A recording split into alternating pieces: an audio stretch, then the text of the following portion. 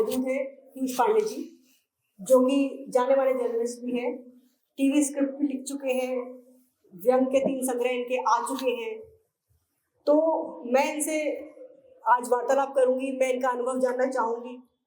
तो सर, मुझे पूछना है कि आपका काम ना यहाँ तक सीमित नहीं है कि आप सिर्फ यही काम करते हैं। मैं सबकी जानकारी के लिए बता दूं कि पीयूष पांडे सर ने अभी क्राइम फिक्शन भी लिखा है और इनकी किताब अभी अभी बुक फेयर में रिलीज भी हुई है। तो सबसे पहले सर मैं जानना चाहूंगी कि ये क्राइम फिक्शन कहाँ से आया है इतनी सारी चीजों के बीच में। सबसे पहले तो ये कि एक पारिवारिक सा आयोजन जो ये है, और उसमें इस ठंड में आप सब लोग हैं, इस दोपहर में जितने भी हैं संख्या में, तो सबको बहुत बहुत धन्यवाद। अंकुर, प्रेरणा, आप लोगों ने ये प्रयास किया, साहित्यिक आयोजन होते रहने चाहिए। संख्या बल कितनी है, पहले मैं अकेला ही चला था, है ना, जाने में मंजिल मगर लोग मिलते गए, कारवां बनता गया। तो वो यही है कि आज मुझे 10 लोग दिख रहे हैं, अगले आयोजन में शायद 100-200 दिखेंगे। और रमन जी को बहुत बहुत बधाई तो इतनी सुंदर प्रस्तुति के लिए। अब आपका सवाल, क्राइम फिक्शन, जैसे आपने कहा कि मैंने टीवी मीडिया में काम किया है, सारे बड़े चैनल जितने सो कॉल्ड बड़े चैनल हैं उसमें काम किया है, तो न्यूज स्क्रिप्ट तो मेरे पेशे का हिस्सा है, हजारों स्क्रिप्ट लिखी है। लेकिन अभी जो ताजा क्राइम फिक्शन है, इसकी कहानी कुछ यूं है कि बहुत सालों से एक कहानी थी जो मैं कहना चाहता था। उसकी नींव या उसका बीज शायद बचपन में ही कहीं पड़ा था, जब मैं 11th-12th में था। तो वो बीज फिर जब जर्नलिज्म में आए, फिल्मों में आए, फिल्मों के लिए लेखन वेखन किया, तो एक दिन एक फिल्म आप लोगों ने देखी होगी, एक रुका हुआ फैसला, है ना, बहुत प्यारी सी फिल्म है, छोटी सी, मतलब एक रूम में। तो मेरे दिमाग में, शॉर्ट फिल्म नहीं है, मेरे ख्याल से बासु चटर्जी की फिल्म है वो। तो मुझे ये था कि कोई ऐसी फिल्म बनाई जाए जिसका बजट बहुत कम हो, एक फिल्म एक कमरे में, 2 कमरे में शूट हो जाए। तो ऐसा कॉन्सेप्ट मैं दिमाग में सोचता रहता था कि क्या ऐसा कॉन्सेप्ट हो। तो वो कॉन्सेप्ट सोचते सोचते एक कॉन्सेप्ट मैंने सोचा। एक बहुत बड़े डायरेक्टर हैं शिवम नायर, जिन्होंने द डिप्लोमेट फिल्म बनाई है, नाम शबाना बनाई है। तो उनसे मैंने जिक्र किया उस कॉन्सेप्ट का कि मैंने, दादा ये कॉन्सेप्ट, तो उन्होंने कहा कि कॉन्सेप्ट बहुत अच्छा है, लेकिन इसको पूरी कहानी इसकी तुमको लिखनी चाहिए। फिर वो बहुत साल, 2 साल, 3 साल लगे उसको करने में, और फिर एक स्क्रीन प्ले लिखा गया। वो स्क्रीन प्ले लिखने के बाद सिंगापुर फिल्म बाजार में उसको हमने प्रेजेंट किया। उस पर प्रोड्यूसर ने हामी भर दी फिल्म बनाने की, लेकिन मैं उस वक्त एबीपी न्यूज में था और मुझे 1 महीना दिया गया पूरा बाउंडेड स्क्रिप्ट लिखने के लिए, और मैं नहीं लिख पाया, क्योंकि आप दिन भर शिफ्ट में काम कर रहे हो। शाम का मास्टर स्ट्रोक जो शो था वो मैं देखता था, वो देखते वो नहीं हो पाया कुल मिलाकर। तो अंततः वो मामला अटक गया। फिर मुझे लगा कि ये कहानी अनकही ना रह जाए, और फिर मैंने उसको उपन्यास में कन्वर्ट किया, और अब जाके वो पेंगुइन ने उसको छापा है, उसने बुलाया था। उस उपन्यास का नाम है, वो क्राइम फिक्शन है। और जो कहने वाली बात है कि वो हर लड़की की कहानी है हिंदुस्तान में। तो मुझे लगता है कि लड़कियों को तो, महिलाओं को तो जरूर पढ़नी चाहिए, ये मैं मैसेज। और अंकुर जी से मेरा आग्रह है कि मेरा वीडियो भी बना लें। नहीं, आप अपने कैमरे से भी बना लें 2-3 मिनट का। तो ये पूरी कहानी है सर। ये तो बहुत ही, मतलब मैं भी पढ़ना चाहूंगी आपकी किताब को। तो सर ने, मैं सबको बताना चाहूंगी, सर ने श्री मनोज वाजपेयी जी की बायोग्राफी भी लिखी है, और उस पे उन्होंने 10-15 साल रिसर्च करी है पूरी, उनके साथ मतलब काम करके। तो मैं ये पूछना चाहती हूँ कि सर, ये आइडिया आपको कहाँ से आया कि मनोज वाजपेयी जी पे ही लिखना है, या फिर उसके पीछे की स्ट्रगल्स और उसके पीछे के चैलेंजेस आपको क्या फेस करने पड़े, मैं ये जानना चाहती हूँ। ये मनोज वाजपेयी की बायोग्राफी का आपने जिक्र किया, 10-15 साल रिसर्च तो नहीं की, ये तथ्य ठीक नहीं है कि 10-15 साल रिसर्च की। लेकिन मनोज वाजपेयी को मैं चूंकि 2008 से जानता हूँ, एक मैंने ब्लॉगिंग प्लेटफॉर्म बनाया था itsmyblog.com, और उस पर मनोज वाजपेयी लिखते थे। तो मेरा परिचय उनसे 2008 से, और वो उस प्लेटफॉर्म पे लिखते थे। तो हम दोनों की कई सारी ऐसी बातें होती थी जो ऑफ द रिकॉर्ड होती थी, मतलब जो ब्लॉग पे नहीं लिखी जाती थी, लेकिन वो अपनी बातें जिक्र करते थे। और मुझे ये समझ में आया कि मनोज वाजपेयी हिंदी सिनेमा के उन कुछ गिने चुने अभिनेताओं में हैं जो एक्टर तो बहुत बड़े हैं ही, मतलब इसमें तो कोई शक है ही नहीं, क्योंकि बड़े बड़े जो अभिनेता हैं उनके खाते में एक या दो ऐसी फिल्में हैं जो कह सकते हैं आपकी इतिहास में लिखी जानी चाहिए। लेकिन मनोज वाजपेयी के पास सत्या, शूल, पिंजर, अलीगढ़, गली गुल्लियां, भोसले और अब तो फैमिली मैन जैसा वेब सीरीज भी है। लेकिन मनोज वाजपेयी के अभिनय से ज्यादा मुझे जो इंस्पायर किया उनकी बायोग्राफी लिखने के लिए वो था उनका संघर्ष। बिहार के एक छोटे से गांव बेलवा से मनोज वाजपेयी ने निकले, फिर वो बेतिया पहुंचे अपनी स्कूलिंग के लिए, उसके बाद दिल्ली आए रंगमंच करने के लिए, और दिल्ली में एनएसडी में 4 बार उन्होंने अटेम्प्ट किया, लेकिन चारों बार एनएसडी में उनका नहीं हुआ। और एक किस्सा बहुत मशहूर है कि उन्होंने खुदकुशी के बारे में सोचा, दोस्तों ने उनको जैसे तैसे रोका। तो मनोज वाजपेयी के जीवन में संघर्ष जो है वो बड़ा इंटरेस्टिंग है, और संघर्ष की कहानी बहुत दिलचस्प है। मुझे लगता है कि वो कहानी अगर आप मनोज वाजपेयी की बायोग्राफी पढ़ेंगे तो ये बायोग्राफी हिंदी, इंग्लिश, गुजराती, मराठी 4 भाषाओं में आ चुकी है, और मुझे जितनी भी फीडबैक मिले वो बहुत पॉजिटिव मिले, और सबने कहा कि हमें इंस्पायर करती है, मोटिवेट करती है कि डटे रहना है, आपको हार नहीं माननी है। इरा हमारे सामने बैठी हुई ये किताब लिख चुकी है कि कैसे हार नहीं माननी है, लेकिन मनोज वाजपेयी का संघर्ष में वो पूरी कहानी में, तो मुझे लगता है वो मुझे बहुत मोटिवेट किया। फिर मनोज जी से मैंने कहा कि मुझे आपकी बायोग्राफी लिखनी है, आपके पेरेंट्स का एक्सेस मुझे चाहिए होगा, क्योंकि वो आपके बिना नहीं मिल सकता। बाकी लोगों से तो मैं एज ए जर्नलिस्ट संपर्क साध सकता हूँ, लेकिन पेरेंट्स और भाई बहन आपके जो सिबलिंग्स हैं वो तब तक नहीं बोलेंगे जब तक आप कहेंगे नहीं। तो मनोज वाजपेयी ने फिर उनसे मेरी मुलाकात कराई, तो उनके पेरेंट्स ने बहुत दिलचस्प किस्से सुनाए, और एक किस्सा मैं यहाँ पर भी सुनाना चाहूंगा जो उनकी बहन ने मुझे सुनाया। वो ये कि मनोज वाजपेयी गांव से निकल के आए, सब कुछ हुआ, लेकिन बहुत कम लोगों को पता है कि मनोज वाजपेयी के जो पिताजी थे वो किसान परिवार के थे, किसान थे खुद ही, लेकिन उनको भी फिल्मों का बहुत शौक था। और इस कदर शौक था कि जब वो अपनी पीजी कर रहे थे जूलॉजी में, तो एक बार उनका पुणे जाना हुआ, और वो संयोग से पुणे फिल्म इंस्टीट्यूट गए, और वहां पर उस दिन संयोग से ऑडिशन चल रहे थे, और वो ऑडिशन भी उन्होंने दिया। और जिस दिन वहां पर ऑडिशन दिया उन्होंने, तो वहां धर्मेंद्र और मनोज कुमार भी मौजूद थे पुणे फिल्म इंस्टीट्यूट में। ये अलग बात है कि उनका हुआ नहीं, तो मैंने किताब में ये किस्से का जिक्र किया है कि अगर मनोज वाजपेयी के पिताजी भी पुणे फिल्म इंस्टीट्यूट में दाखिला पा जाते, एडमिशन पा जाते, तो क्या जीवन होता उनका। तो मनोज वाजपेयी के जीवन में इस तरह के बहुत किस्से हैं, और मुझे लगता है वो किस्से आपको मोटिवेट करते हैं, इंस्पायर करते हैं, और मतलब लोगों को लगता है कि कोई आदमी इजीली पहुंच गया, या एक फिल्म सत्या जैसी फिल्म चल गई, लेकिन मुंबई में टिके रहने के लिए कितना संघर्ष करना पड़ता है ये भी उस कहानी में दिखाई देता है। Thank you sir, thank you so much ये आपको बताने के लिए। मुझे ये वाली जो कहानी है जो आपने उनके फादर के बारे में बताई, जो किसी को शायद यहाँ पे नहीं पता होगी जी।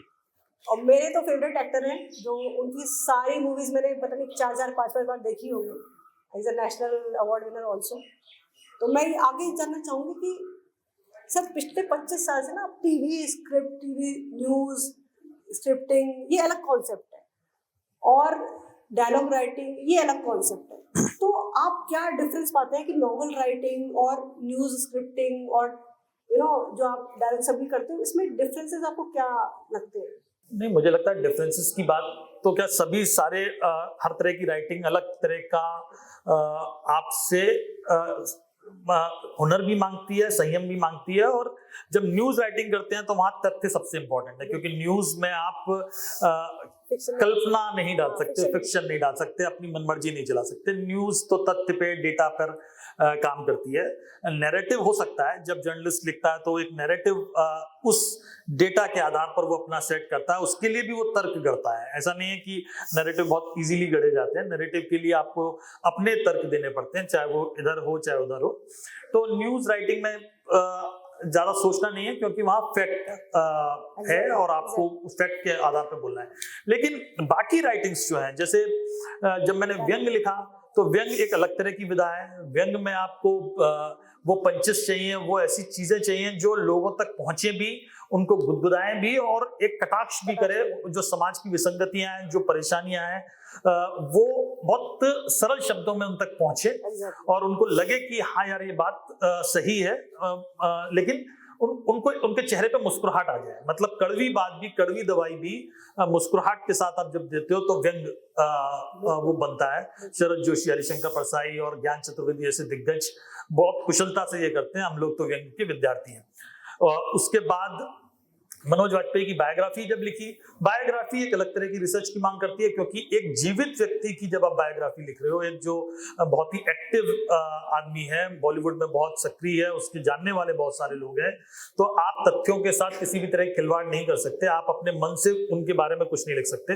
तो ना केवल मैंने मनोज वाजपेयी से बात की, उनके दोस्तों से बात की, उनके सैकड़ों इंटरव्यूज देखे, तो वो रिसर्च बहुत थी और बहुत दिलचस्प वो प्रक्रिया रही, क्योंकि जब आप किसी व्यक्ति के जीवन में झांकते हैं तो उस झांकने में, हम हिंदुस्तान में तो हम कहते हैं ना कि हर पड़ोसी दूसरे पड़ोसी के जीवन में झांक के आनंद लेता है, तो वो बायोग्राफी लिखते वक्त ये मेरे संग भी हो रहा था कि जब मैं उनके जीवन में झांक रहा था तो मुझे एक अलग तरह का रस आ रहा था कि यार ये अच्छा ऐसे हुआ हुआ, क्योंकि बहुत सारी भ्रामक खबरें, भ्रामक बातें उनके बारे में फैली हुई थी, और जब आप उसको पढ़ते हो, आप उसका फैक्ट निकाल के लाते हो कहीं से भी, तब आपको लगता है कि वाह, आपने क्या नया काम किया है जो लोगों को नहीं पता। जैसे फॉर एग्जांपल मनोज वाजपेयी के विकिपीडिया पेज पर एक बार, बहुत साल पहले की बात है, 2012-13 की, विकिपीडिया पेज पर लिखा हुआ था कि मनोज वाजपेयी ने दूसरी शादी की है, और ये बात मुझे नहीं पता थी तब तक।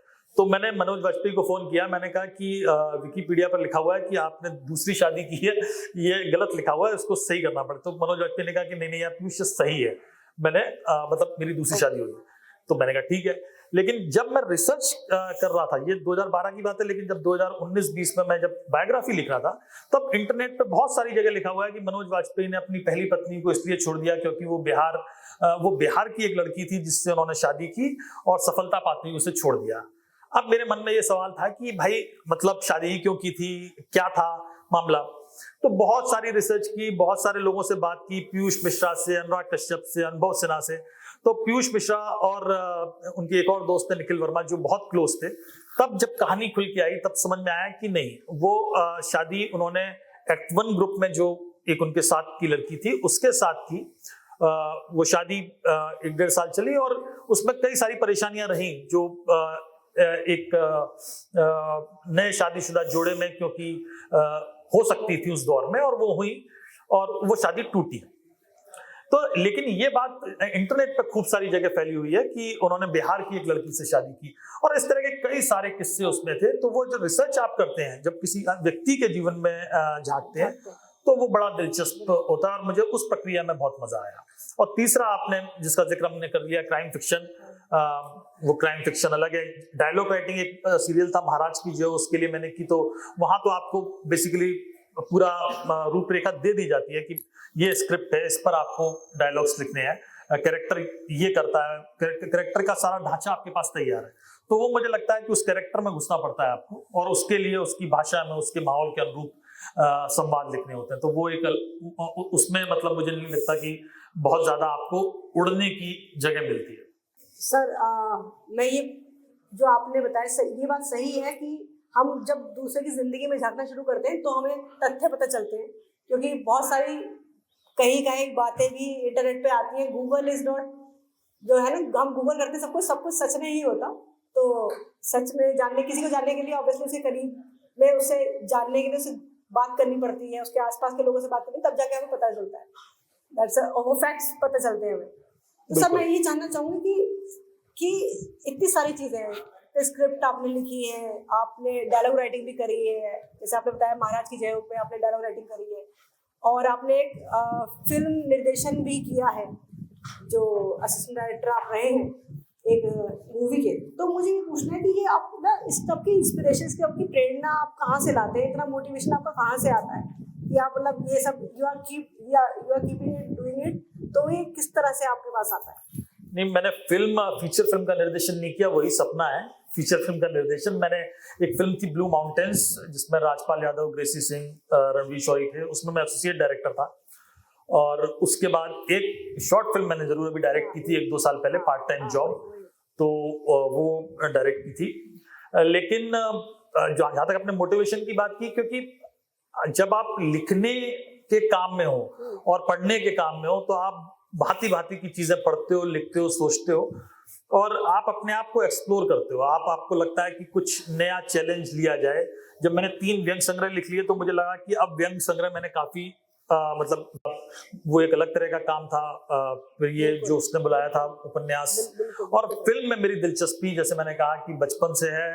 और चूंकि आप पत्रकारिता में आ गए तो आप एक अलग तरह का काम में है जहाँ एक अलग तरह की चुनौतियां रहती हैं, अलग तरह का टाइम डेडिकेशन रहता है, तो उतना समय नहीं मिलता कि आप फिल्म को लेकर उस तरह से काम कर पाओ जिस तरह से किया जाना चाहिए। और जैसे मीडिया का मक्का दिल्ली है, जो न्यूज मीडिया है उसका मक्का हम कहते हैं दिल्ली है, वैसी फिल्म जो है उसका मुंबई है। और चूंकि दिल्ली में रहते हुए आप ये काम करते हो तो थोड़ा सा मुश्किल हो जाता है, लेकिन चूंकि अब बहुत सारे लोग परिचित हैं, बहुत सारी कोशिशें हो रही हैं, तो मुझे लगता है कि फीचर फिल्म भी बनी जाएगी। हम भी चाहते हैं कि हम भी आपके निर्देशन में कुछ देखें। और इसकी कहानी तो मैंने जैसे जिक्र किया कि वो उसने बुलाया था के रूप में आई गई है, तो अब एक कहानी सामने है, उम्मीद करते हैं कि बननी चाहिए। सर बिल्कुल। तो मैं लास्ट में ये पूछना चाहूंगी कि जो बडिंग राइटर्स हैं, जो हम छोटा मोटा लिख लेते हैं, तो मैं जानना चाहूंगी कुछ सलाह आप देना चाहेंगे कि किस तरह से हम लोगों को अपना पाथ चुनना चाहिए, किस तरह से हम लोगों को आगे बढ़ना चाहिए, कुछ सलाह देना चाहेंगे? नहीं, आप छोटी मोटी, आप तो बाकायदा शायरा हैं तो इसलिए छोटा मोटा कहना तो ठीक नहीं है, लेकिन और मतलब किसी को सलाह तो मैं क्या दूंगा, लेकिन अनुभव ये शेयर कर सकता हूँ कि सबसे पहली बात तो ये है कि पढ़ना जरूरी है। ये तो सब लोग जानते हैं कि जब तक आप पढ़ेंगे नहीं, जब तक आपके पास वो भाषा नहीं होगी, वो आपको भावों की समझ नहीं होगी, वो आपको ये समझ में नहीं आएगा कि किस तरह का लेखन हो रहा है। लेकिन एक अलग बात जो मैं करना चाहता हूँ वो ये कि मतलब 2 बातें हैं। एक तो ये कि आप किसी भी विधा में लिख रहे हो, आपको आक्रांत नहीं होना है, आपको डरना नहीं है कि यार सामने वाला तो इतना अच्छा लिखता है, सामने वाला तो ये लिखता है। क्योंकि हमारे सामने विनोद कुमार शुक्ल की तस्वीर लगी है, उनका लिखा हुआ है, अगर हम उनको देखेंगे तो कभी लिख ही नहीं पाएंगे कि विनोद जी ने लिख दिया। जैसे किसी ने मुझसे कहा कि मैं हमारी परिचित है, तो उन्होंने किताब मेरी खरीदी और उन्होंने कहा कि मैं अभी दीवार में एक खिड़की रहती थी वो पढ़ रही हूँ, उसके बाद आपकी किताब पढ़ूंगी। तो मैंने कहा फिर तो आप मुझे क्यों तो कहने लगे नहीं ऐसा नहीं है। तो खैर कहने का मतलब ये कि वो आक्रांत नहीं होना है आपको कि कौन क्या लिखता है, आपको अपने ऊपर वो कॉन्फिडेंस होना चाहिए कि आप लिखना जानते हैं, लिख सकते हैं, और वो कोशिश की जानी चाहिए। दूसरी बात यह है कि आज की चुनौती ये है, अब जो नया वक्त है, आज से 15 साल पहले तो इंटरनेट आया, मतलब इंटरनेट तो खैर 1995 में आ गया था इंडिया में। और मुझे याद है कि जब हम लोगों ने जर्नलिज्म की शुरुआत की थी तब हम लोग फाइल बनाते थे, हर विषय की फाइल होती थी हमारे घर में भी, कि श्रीलंका पे लिखना है तो उसके आर्टिकल्स अलग होते थे, दूसरे विषयों पे लिखना है, खेल पे है तो उसकी अलग फाइल्स होती थी रेफरेंसेस के लिए। फिर बाद में गूगल ने बहुत चीजें आसान की, लेकिन एआई ने जिस तरह से, आर्टिफिशियल इंटेलिजेंस ने जिस तरह से दस्तक दी है और जिस तरह से आर्टिफिशियल इंटेलिजेंस हावी हो रहा है, वो एक बहुत बड़ी चुनौती है। क्योंकि उसको अगर हम लोगों ने सही से डील नहीं किया तो मुझे लगता है कि कई सारे बडिंग राइटर्स जो आपने कहा वो शायद बन ही नहीं पाएंगे, क्योंकि वो एआई के प्रभाव में शायद वो नहीं लिख पाएंगे जो लिखा जाना चाहिए, या वो लिख सकते हैं। क्योंकि एआई बहुत क्रांति चीज भी है और एआई बहुत ही मुश्किल और बहुत ही गड़बड़ चीज भी है।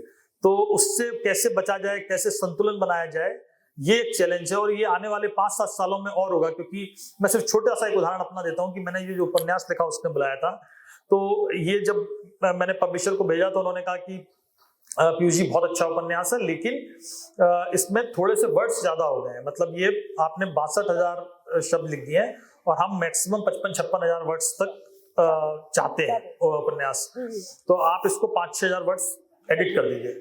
अब मेरे सामने ये चैलेंज था कि मैं पूरा दोबारा पढ़ूं और 5-6,000 वर्ड्स एडिट करूं बैठ के एक चीज। तो जो 2-3 चैप्टर बहुत बड़े थे, वो चैप्टर मैंने एआई के थ्रू उसको एडिट करवाया। और मैंने कहा कि एआई से प्रॉम्प्ट यही दिया उसको कि भाई इसको छोटा करो, कोई शब्द मेरा नहीं बदलना चाहिए, मेरे भाव नहीं बदलने चाहिए, मेरा जो भी प्रॉम्प्ट मैंने दिया। और with in a minute, with in 30 second उसने उसको छोटा कर दिया। और उसको मैंने दोबारा पढ़ा तो मुझे ऐसी कोई कमी, 1-2 शब्द इधर उधर करने वो ठीक है, लेकिन ऐसा सच कोई कमी नहीं दिखी जिसमें मुझे लगे कि बहुत कमी है। यानी जिस काम में मुझे 2-3 दिन लगते वो काम 2 मिनट में हो गया, तो ये तो उसका फायदा भी हो गया, लेकिन यही अब चैलेंजेस भी हैं, क्योंकि नए लेखक एआई से लिखवा के अगर ये कहें कि ये हमने लिखा है, क्योंकि एआई अभी जो आप सोच रहे हो सिर्फ उतना ही नहीं रहने वाला, अगले 10 साल में एआई कहाँ जाएगा अभी शायद हमको कल्पना भी नहीं है। जैसे हम कहते हैं ना कि ब्रेन में 26,000 न्यूरॉन है जो सोचते हैं, तो कुत्ते के दिमाग में, ये मैंने कहीं और भी कहा था अभी कि कुत्ते के दिमाग में कुछ है, बिल्ली के दिमाग में कुछ है, तो एआई के दिमाग में कितने न्यूरॉन है ये हम कल्पना ही नहीं कर सकते, अरबों खरबों, तो इसीलिए उसकी प्रोसेस बहुत फास्ट है, तो वो बहुत चैलेंजिंग है और इसके लिए हमें सचेत रहना चाहिए। और नए राइटर्स हैं उनको ये कहना चाहिए कि पहले आप खुद पे विश्वास करके लिखो, एआई से थोड़ी बहुत हेल्प हो सकती है, लेकिन आप एआई की शरण में मत जाओ, अदरवाइज आप अपना जो मतलब अभिव्यक्ति है वो खो दो। Thank you sir, thank you so much. आप लोगों का फिर से धन्यवाद, आपने सुना, आप लोग बैठे रहे, उठ के नहीं गए। Thank you. मुझे इस बात पे ये कहना है, एआई वाली बात पे कहना है, मेरे दिल का दर्द तो नहीं लिख सकता। जो हमारे दिल का दर्द है, वो जो हम पन्ने पे उतारते हैं, जितने भी कवि हैं, जितने भी लेखक हैं, जो भी हमारे दिमाग की जो क्रिएटिविटी है ना, वो एआई जल्दी से ले नहीं सकता, वो इंजीनियर्स की जॉब जल्दी नहीं, मुझे लगता है मैं आपसे सहमत नहीं हूँ एक्चुअली, ये आपको लग रहा है, जो मेरा मतलब मेरा पक्ष है, मैं इसलिए आपको काउंटर कर रहा हूँ, क्योंकि आप जो कह रहे हो, क्योंकि जो भी रचनात्मक आदमी है, अगर हम सब देखें कि जो कविता लिखता है, कहानी लिखता है, उसके पास 2, 4, 5 हजार शब्द हैं। अगर आप प्यार पे कविता लिखना चाहते हैं तो आपके पास 500 ऐसे शब्द हैं जिनके इर्द गिर्द प्यार की कविता आप लिखते हो। ऐसा नहीं है कि सारी की सारी वो होती हैं, वो 2-4 अलग भी होती हैं। तो और एआई उस चीज को बहुत तेजी से पकड़ रहा है, और आप अगर खुद अपनी 50 कविताएं एआई को दे देंगी उसके डेटा में, तो वो 91वीं कविता आपके हिसाब से आपकी शैली में लिख के दे देगा, और कई बार आपको बाद में हो सकता है शक हो कि ये मैंने लिखी है कि नहीं लिखी है। तो ये, और मैं जैसे मैं कह रहा हूँ कि आज हम एआई को आज के हिसाब से देख रहे हैं कि कुछ लोग ये कह रहे हैं कि दर्द नहीं लिख सकता, भाव नहीं लिख सकता, लेकिन आज से 3 साल बाद, 4 साल बाद क्या होगा ये कहना मुश्किल है।